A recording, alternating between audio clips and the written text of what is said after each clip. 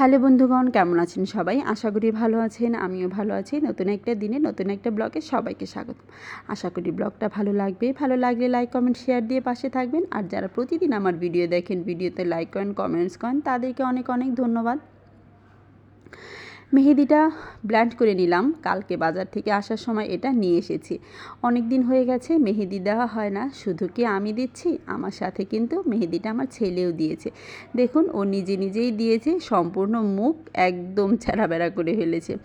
আর আমি ভিডিও করছিলাম বলে আমার মোবাইলের সামনে এসে দাঁড়িয়ে আছে। যাই হোক, ওকে অনেক কষ্ট করে সরিয়ে নিলাম। আর এখন আমি সম্পূর্ণ মাথার মধ্যে মেহেদিটা দিয়ে দিব। মেহেদিটা দেওয়ার কারণে আমার চুল পড়া কিন্তু অনেক কমে গেছে। আপনারা চাইলে কিন্তু এটা মাথায় দিতে পারেন। যাই হোক, আমার মেহেদি দেওয়া শেষ হয়ে গেছে। যতক্ষণ রাখা যায় ততক্ষণই রেখে দেব। এই যে 3-4 ঘন্টা যাই রাখা যায় আর কি। তারপরে আর কি মেহেদি দেওয়া তো শেষ হয়ে গেছে। এখন চলে আসলাম খাওয়া দাওয়ার জন্য। সকালবেলা ঘুম থেকে উঠেই না এই কাজটা করে নিলাম। মাথায় মেহেদি দিয়ে নিলাম যাতে করে পরবর্তীতে বিকেল না হয়ে যায়। এখন চলে আসলাম রান্না বান্না করার জন্য। আর আজকে সকাল সকাল একটু শুটকি বাটবো। তার জন্যে কয়েকটা শুটকি দেখুন তেলের মধ্যে ভেজে নিচ্ছি। আর তেল কড়াইটা একটু বেশি গরম হয়ে যাওয়ার কারণে ধোঁয়া উঠছে। শুটকিগুলো নামিয়ে নিলাম। এখন এটার মধ্যে দিয়ে দিলাম হলো শুকনা মরিচগুলো হালকা করে ভেজে নেব। কিন্তু হলো কি, হালকা করে ভাজতে গিয়ে এইগুলো বেশি ভাজা হয়ে গেছে, একটু পোড়া পোড়াও হয়ে গেছে। আর এদিকে কেটে নেওয়া হলো পেঁয়াজ আর রসুন। আজ কিভাবে আমরা শুটকি বাটি সেটাই আপনাদের সাথে শেয়ার করব। সব কিছু প্রসেস তো শেষ। তারপরে এখন এই যে পাটার মধ্যে দিয়ে দিলাম হলো মরিচ আর লবণ দিয়ে প্রথমে এটা ভালোভাবে বেটে এখন এটার মধ্যে দিয়ে দিচ্ছি হলো পেঁয়াজ। প্রথমে কিন্তু আমি বাটতে নিয়েছিলাম, কিন্তু মা আমার হাত থেকে নিয়ে গেল। তারপরে বলল, তোর বাটতে হবে না, আমি বেটে নিচ্ছি।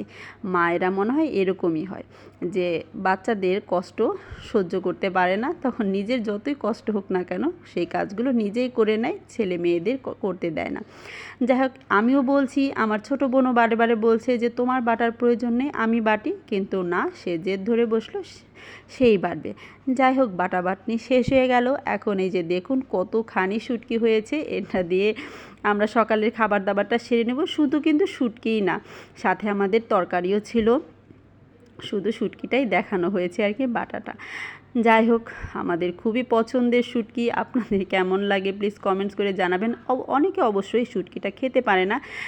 শুটকির কথা শুনলেই দেখা যায় 10 হাত দূরে থাকে, কিন্তু আমার কিন্তু খুবই ভালো লাগে। আমাদের বাসার সবার কিন্তু খুবই পছন্দ। বিশেষ করে ঝাল ঝাল শুটকি গরম গরম ভাত দিয়ে খেতে খুবই ভালো লাগে। খাওয়া দাওয়া তো শেষ। তারপরে বসলাম একটু সেলাই নিয়ে। অনেক দিন হয়ে গেছে মেশিন নিয়ে বসি না। আসলে বসাটা হয় না কেন, ছেলের জন্য। এই যে দেখুন না কি যন্ত্রণা করছে, ওর হাত যদি কখনো ঢুকে যায় সেই ভয়ে আমরা কেউই সেলাই কাজ করি না। কিন্তু আজকে ভাবলাম যে না, একটু না করলেই নয়, তার জন্য একটু বসে পড়লাম। আর তারপরে ওর যন্ত্রণা তো আছেই, এটা ধরছে ওটা ধরছে। অনেক কষ্ট করে আমি খুবই দ্রুত যতটুকু পারা যায় আমি সেলাইটা করে নেই।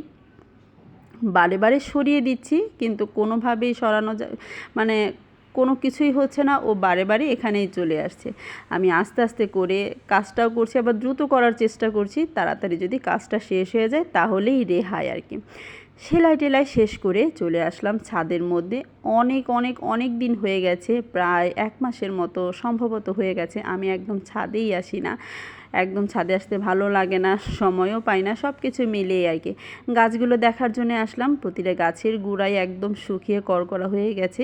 ইদানিং যে পরিমাণ রৌদ্র উঠছে, করকরা না হয়ে যাবে কোথায়। এখন তো আর জল দেওয়া সম্ভব না, বিকেলের দিকে এসে জল দিতে হবে।